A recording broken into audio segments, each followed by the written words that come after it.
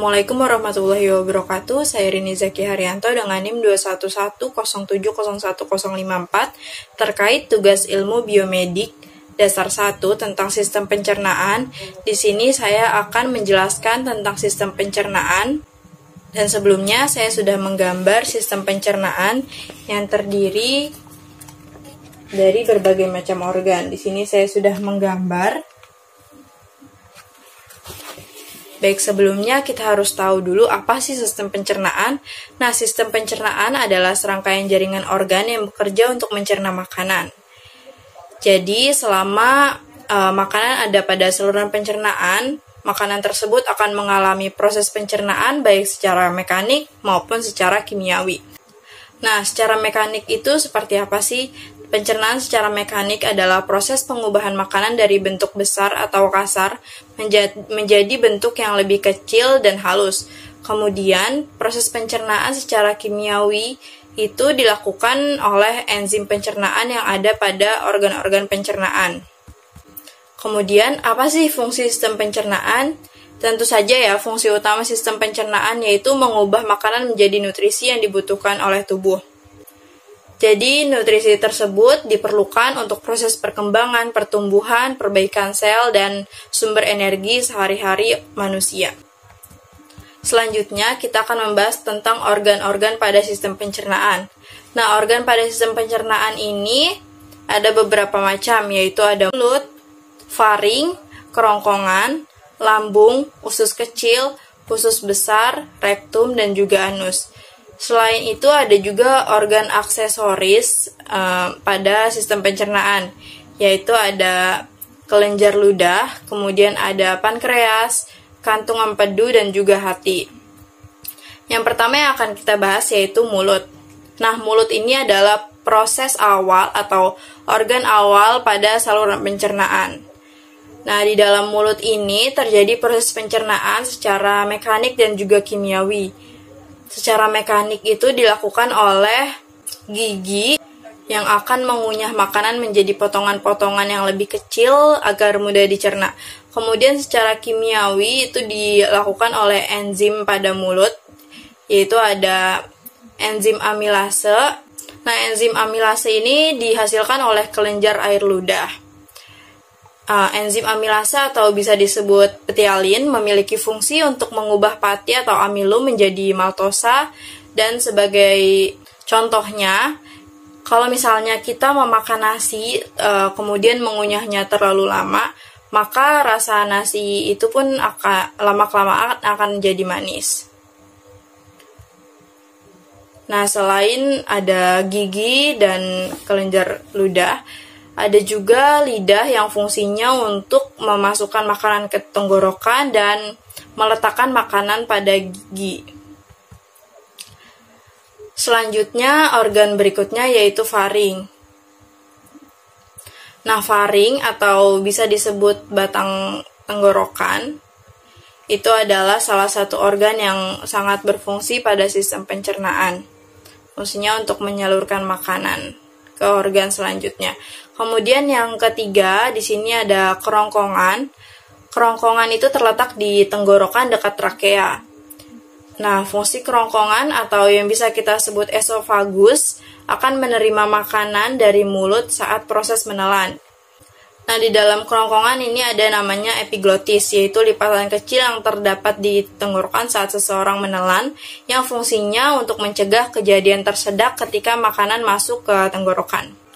Selain itu, fungsi esofagus juga untuk menyalurkan makanan dari mulut ke lambung.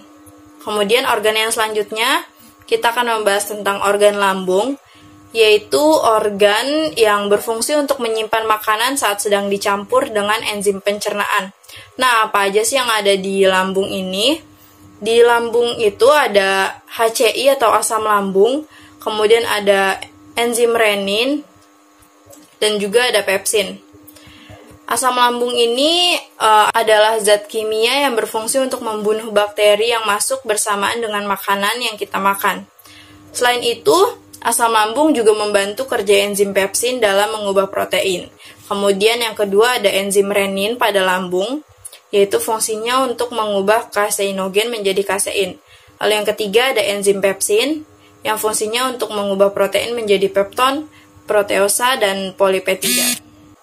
Nah, organ selanjutnya yang akan kita bahas yaitu usus halus. Nah, usus halus ini panjangnya pada orang dewasa panjangnya sekitar 22 kaki atau setara dengan 8,25 meter, yang fungsinya untuk memecah makanan menggunakan enzim yang dilepaskan oleh pankreas dan empedu dari hati.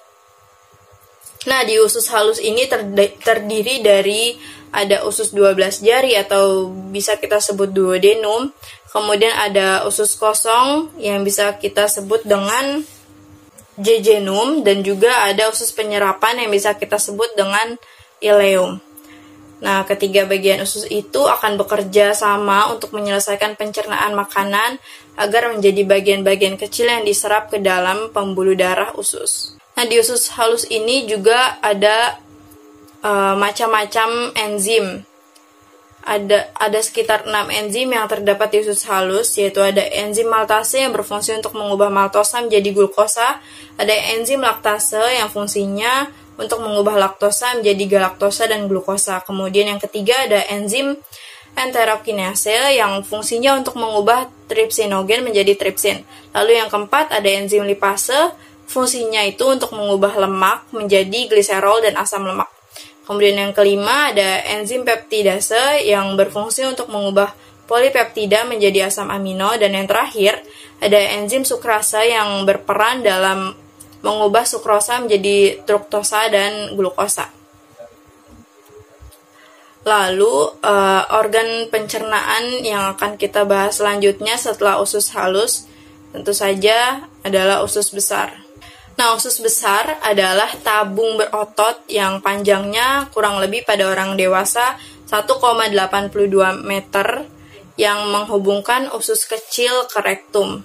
Usus besar ini terdiri dari sekum, kolon ascendens atau kolon kanan, kemudian ada kolon transversum yang melintas, dan kolon descendens yaitu kiri. Usus ini bertanggung jawab untuk memproses limbah yang tersisa dari proses pencernaan pada usus halus.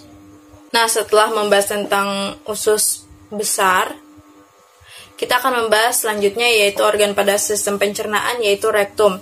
Nah, rektum ini adalah organ yang menghubungkan usus besar ke anus. Tugas dari rektum yaitu menerima feses dari usus besar dan mengirim sinyal. Ada feses yang harus dievakuasi atau dibuang keluar.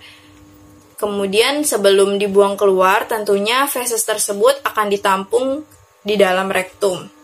Lalu yang terakhir ada sistem pencernaan, ada organ pencernaan yaitu anus. Anus adalah bagian terakhir dari saluran pencernaan. Organ ini berbentuk saluran sepanjang 2 inci atau 5,08 cm yang terdiri dari otot-otot dasar panggul dan 2 sphincter anal. Yaitu ada yang internal dan juga ada eksternal. Seperti yang kita tahu, anus ini fungsinya untuk sebagai jalan keluar dari feses. Nah, feses ini adalah makanan yang sudah dicerna. Jadi jalan terakhir dari proses pencernaan, sistem pencernaan adalah di anus. Kemudian kita akan membahas tentang organ aksesoris yang ada pada sistem pencernaan, yaitu ada pankreas, hati, dan juga empedu. Yang pertama akan kita bahas yaitu pankreas.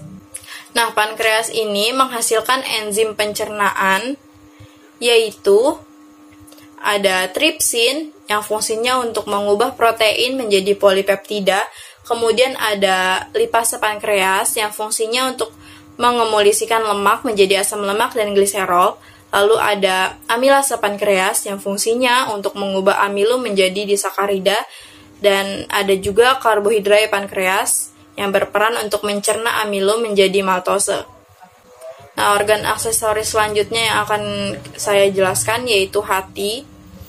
Nah, hati ini memiliki banyak fungsi, tetapi tugas utamanya dalam sistem pencernaan adalah memproses nutrisi yang diserap dari usus kecil.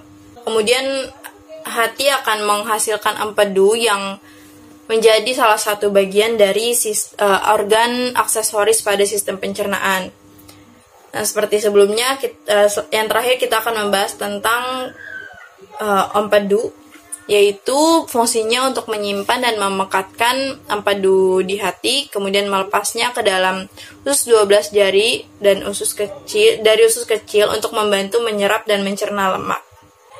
Baik, itulah organ-organ pencernaan yang sudah saya jelaskan. Selanjutnya, saya akan memberikan saran bahwa sistem pencernaan itu harus tetap sehat dan harus dijaga supaya fungsinya dapat berfungsi dengan baik untuk mengolah makanan.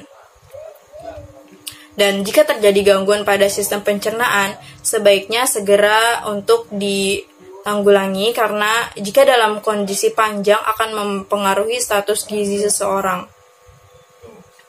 Sekian penjelasan dari saya, kurang lebihnya mohon maaf. Wassalamualaikum warahmatullahi wabarakatuh.